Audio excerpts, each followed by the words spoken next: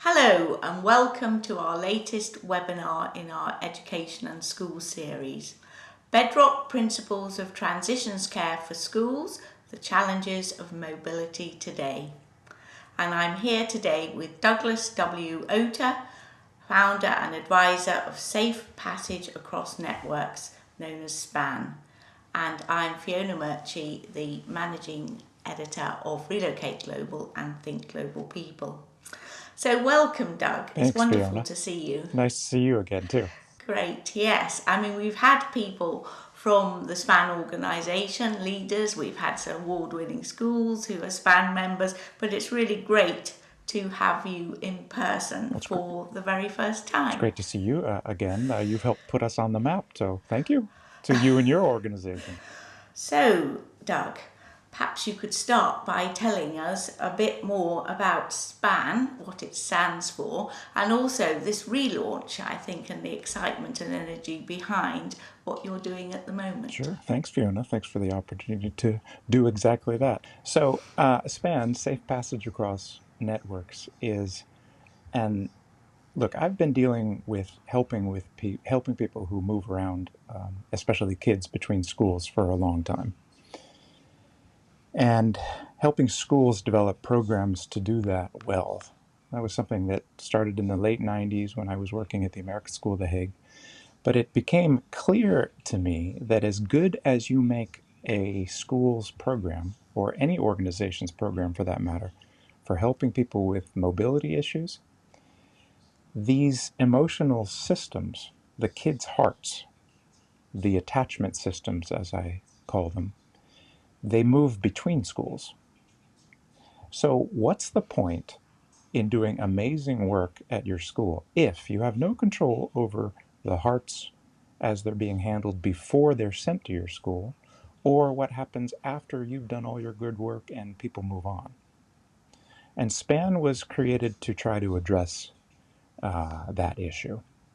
It was also created to address the fact that dealing with mobility kinds of issues, as you've been doing for a very long time too, Fiona, it taps into issues of saying goodbye, loss. And that's really hard. I always explain to people, or rather remind them of their own experience. It's hard. It's usually harder for people to be the ones left behind than the ones doing the moving.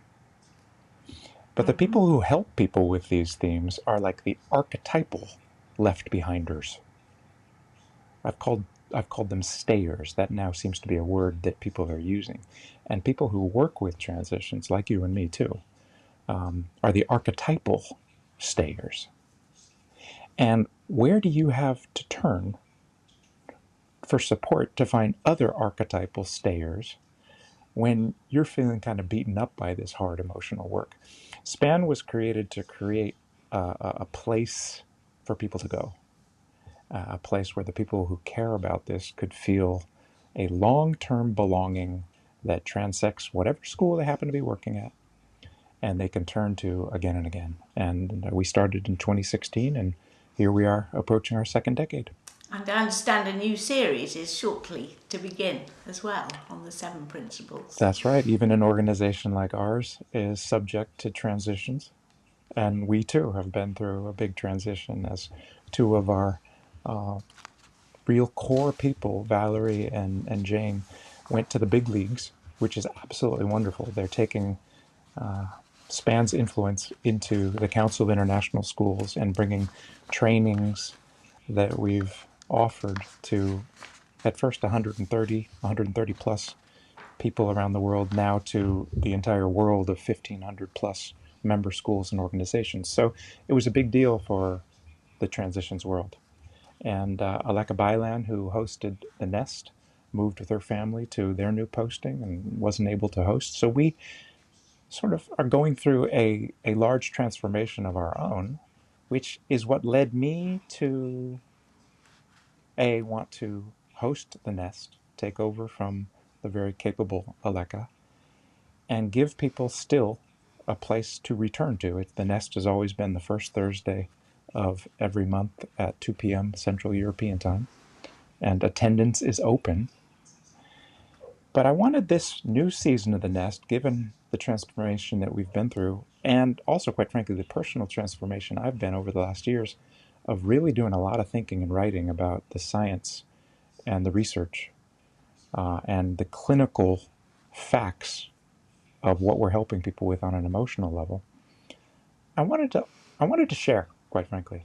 I thought it was time. I'd been behind my PC writing and writing and writing. I hadn't been doing much presenting, and I wanted a chance to actually sit down with our community and say, look, this is what I've come to know. This is what I believe we all now know as the core bedrock principles of what our work is based on. And that's the science, that's the clinical expertise, and that's a lot of practical facts. And we're going to be going through those 7 layers of bedrock starting Thursday, November 6th. And I think you're in the right place talking to me as well, because our community is obviously going through transition all the time. They're made up of international parents who you obviously know about. They're made up of international schools who we've always been keen to hear from, but they're also made up of the employers of people who are moving in transition. And there are such upheavals across industry sectors of all courses. There's trade deals, there's geopolitical upset, there's elections, as I know you've been experiencing in the Netherlands. So there's so much going on. And those employers, those are also individuals and individual parents. And I just feel there is something about helping to share what you've learned about the education lens and through educating children that employers could benefit from, so that their own supporting of employees in an international context is smoother and helps everybody flourish, not just the families and the children. I would put employers and children and parents and educators all in the same bowl, because we're all people. And we might be better at kind of covering up and concealing the emotional turmoil that it creates when we're having to move, or let's face it, when our spouse is not doing well after a move, or perhaps even worse, when our kids aren't happy at their schools. All of this fits together. And so SPAN is not only an organization, nor was my book only about the kids. It's about the fact that the human nervous system across age groups responds in the same way to stress and change. And we avoid that. We don't pay attention to that at our own peril. And the fact of the matter is that a nervous system that feels safe and supported functions better, whether that's a kid learning, or a parent parenting, or a teacher teaching, or a CEO CEOing. We're all people. And as our organization has matured, and as I think I've grown in the field, we're more and more now talking to senior leadership. Because you can only go as far with this as the senior leadership dares to go. And yeah, that's a theme for our future talks, right, Fiona? Excellent, yes, we'll look forward to that. So, SPAN is all about nurturing, flourishing young people and the education system. So let's start at the beginning. Do you want to sort of run over your 7 bedrocks principles? Sure, though I wouldn't want to run over our audience with information. And Right. each of these principles is really, really thick. I'm going to spend, one session in the nest on each one, but it's very likely that we're going to roll out a program based on these 7 that could even be a much more longitudinal kind of immersion masterclass. We don't know exactly yet, but these are so important that they deserve more than just touching on in a nest or this conversation. These go deep. These are really fundamental human realities, we believe, at SPAN. And so the first one, I'll try to talk about them briefly. Okay? The first one is belonging. And that's what starts on November 6th. And the fact that the literature is clear that people who feel a sense of belonging do better. certainly students in schools or universities. But how can we help our people with a sense of belonging if we don't feel that ourselves? If we don't have a place to turn with, say, our struggles trying to deal with these issues in organizations or schools? So again, that's why SPAN was created, and that's sort of the first flag I'm planting on this level of Bedrock welcome. Every single person who would like to be there, welcome. You belong here. And we stand on the shoulders of giants who stood on giants, all the people who've worked so hard to put these issues on the map. Long before my organization started, long before Safe Passage Across Networks was founded, there have been people who've been trying to put these issues on the map. And there have been a lot of people at SPAN who've fought long and hard to get them on the map. And it's a real celebration that we're still here. And I want to welcome people to the party. So what do you think parents need to know and understand? Well, I'd refer parents to the yin-yang symbol. Yes, there's wonderful opportunities for what your children are going to experience, what you're going to experience in a mobile life. And it's extremely challenging, and it's sometimes extremely difficult. And both of those are true. People sometimes have a difficulty stomaching the fact that both of those are true. They try to focus, for example, on the first part and gloss over the second part. Other people have thought when I, for example, started my career that I was a bad news guy. I'm focusing on the hard part of it. Oh, your talk is so depressing, I once probably heard in the early 2000s. I've got a smile on my face for a reason, and that's because embracing these challenges in their total complexity is a basis for human growth. And yes, our kids will grow through this, but we have to dare to stomach how hard it is.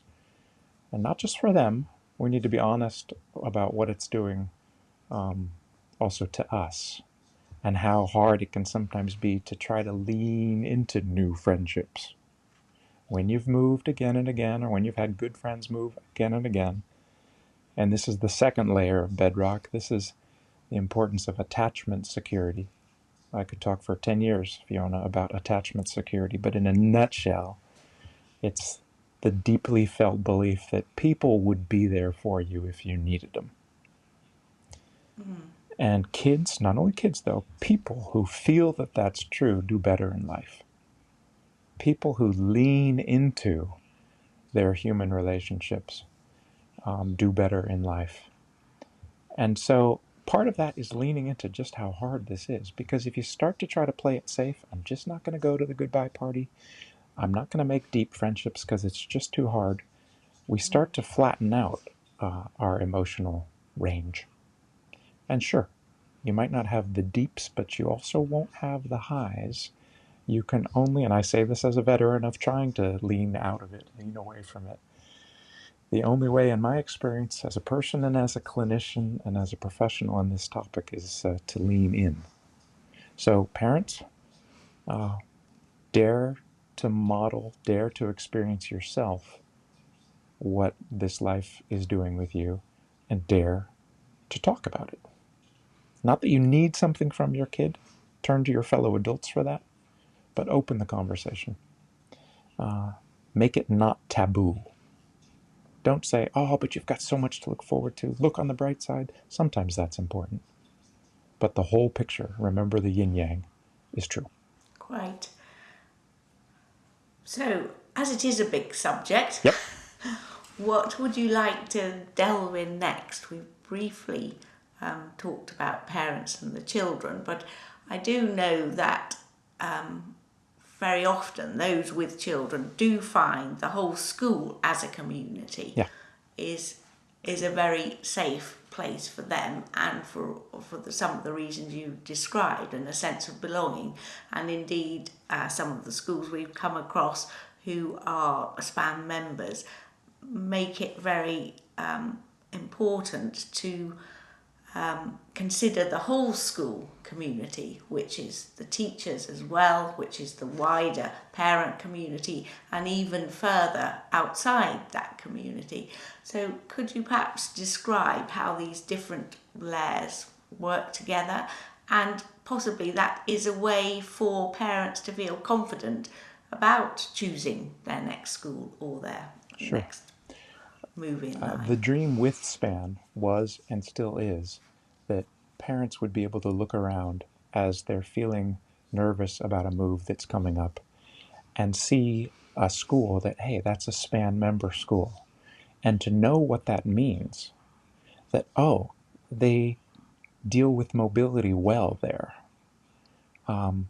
They have the aspiration to take this really seriously. That's going to be good for my kid. That's going to be the difference between choosing school A or school B. School A might look better on their website, but I'm leaning to school B. It's a SPAN member school. That was and that still is the dream, because it is possible for a school to be an attachment object for its people. That's a big statement. Let me unpack it. But I speculated about that when I wrote the first edition for the book.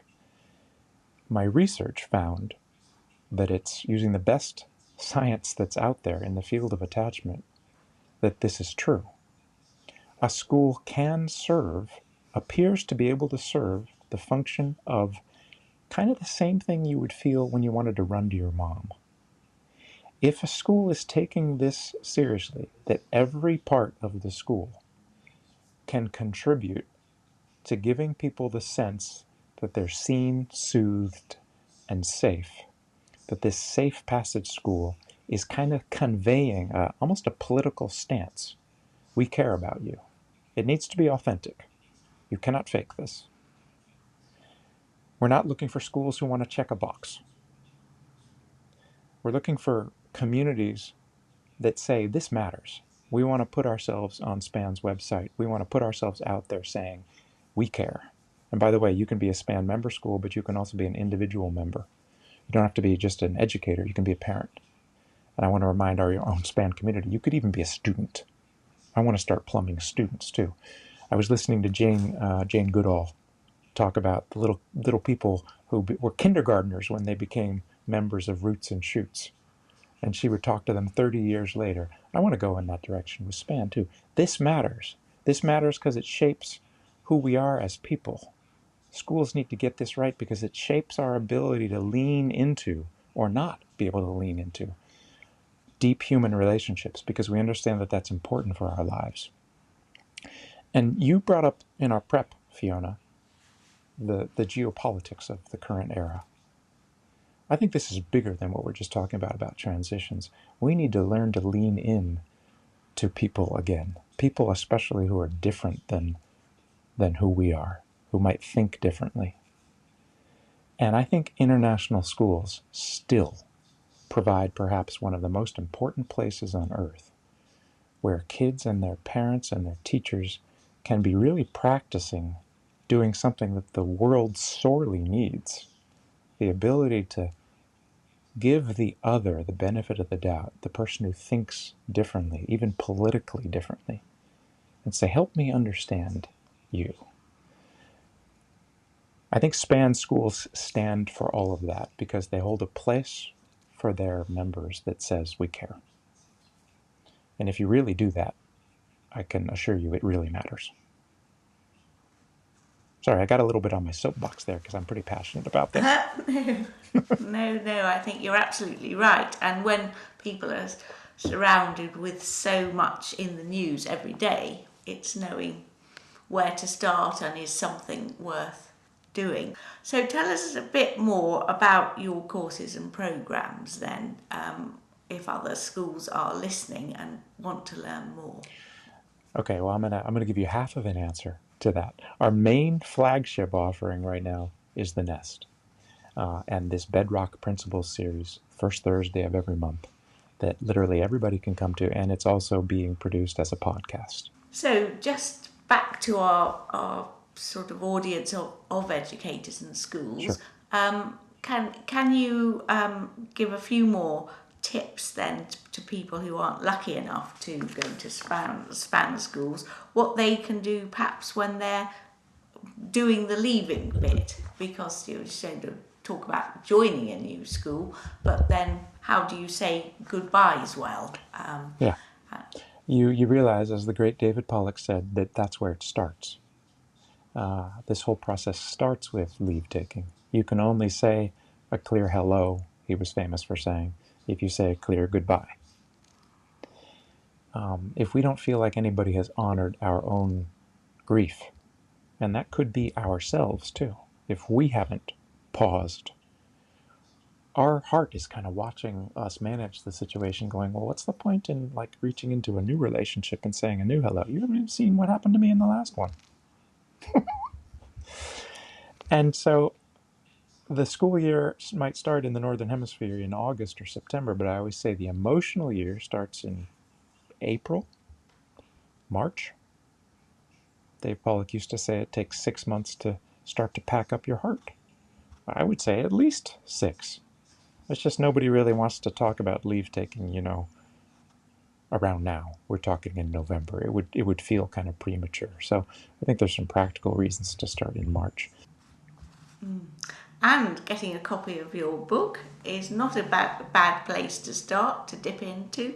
Thank you, As well. Fiona. Always appreciated. And and those who have got the eye for the detail, then obviously your new research. And of course, many people moving who are globally mobile and with families and children are part of a dual career couple. Yep. And one of them may have also not taken their work colleagues with them and be starting completely from scratch again. Yeah. And again, finding solace and a sense of belonging within a school community. Yep. With people who have shared similar experiences. Yep. Can be a wonderful way of finding a new direction. Thank you for saying that too, because you're pointing at what I call democratic stressor number 1.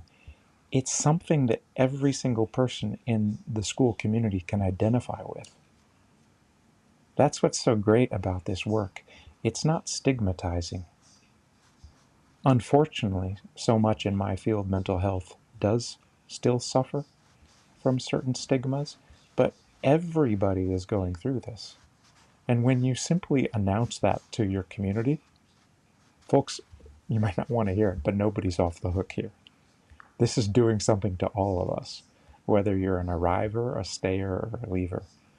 And isn't it better to actually talk about that?